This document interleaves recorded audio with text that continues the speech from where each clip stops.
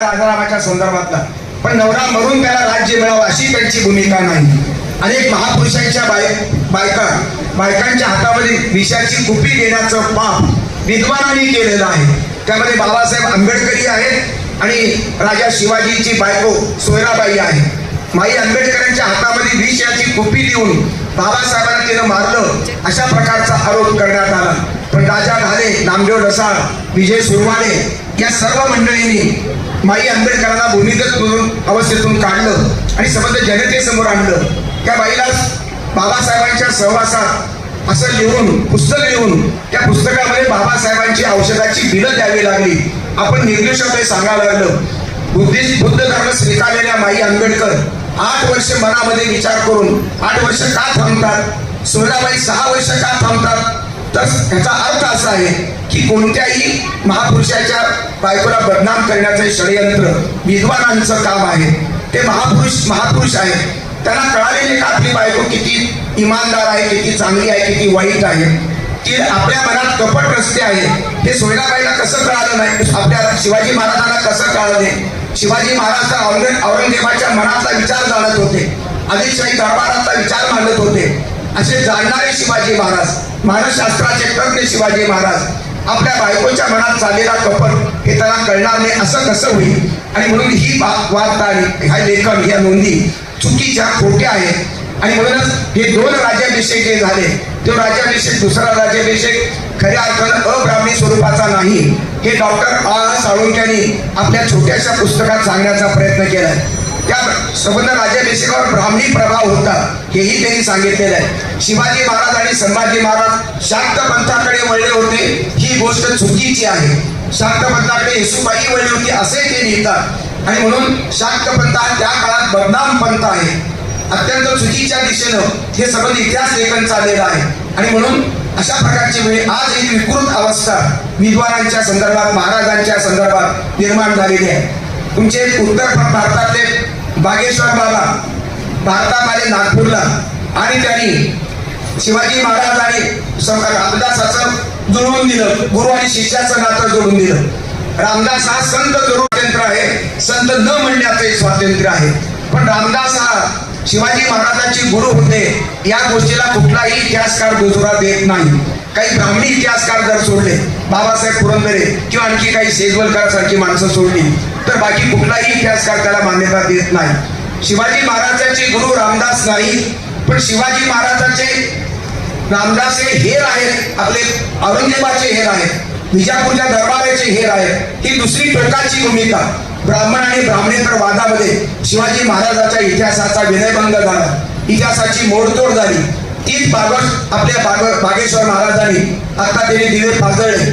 महाराज राहा, तुम्ही तुमच्या अध्यात्मापुरतं बोला, देवदेव तुम्ही करा, पण महाराष्ट्राच्या इतिहासामध्ये ढवळाढवळ करण्याचं, इतिहासाला विकृत रूप देण्याचं काम तुम्ही करता कामा नये.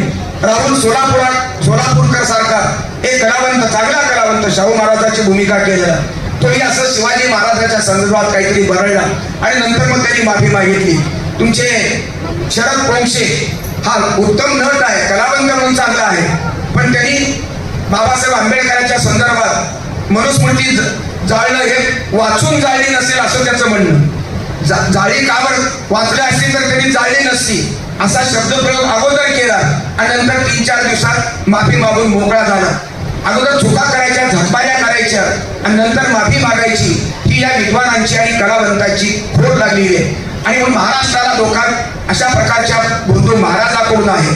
अशोक खरात सारखा महाराज, मनोहर मामा सारखा, भोसले सारखा महाराज, किंवा तलवारे महाराज, किंवा तुमचा टमटम महाराज, अशा अनेक महाराज आहेत, वैद्य महाराज, अशा अनेक महाराजांची पिलावळ महाराष्ट्राच्या अजेंड्यावरती आज आपल्याला दिसते आहे.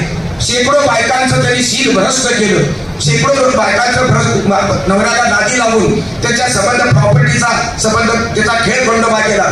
1,500 ते 2,000 अशा प्रकारचे कोटी रुपये त्यांनी संपत्तीमध्ये गुंतवले.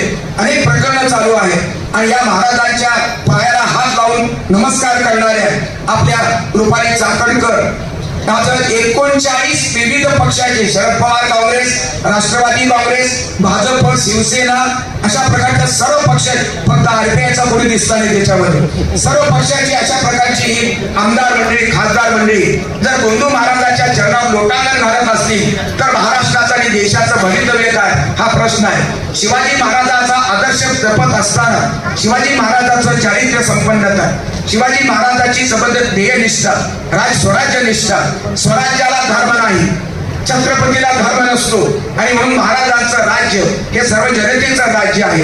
जनतेचं राज्य ठीक आज लोकशाही राज्य आहे. लोकशाही राज्यामध्ये जनतेचं खरंच राज्य आहे का? आणि जनतेचं खरंच राज्य असेल तर दरवर्षी शेतकरी का मरतो? दर दिवसाला शेतकरी आत्महत्या का करतो?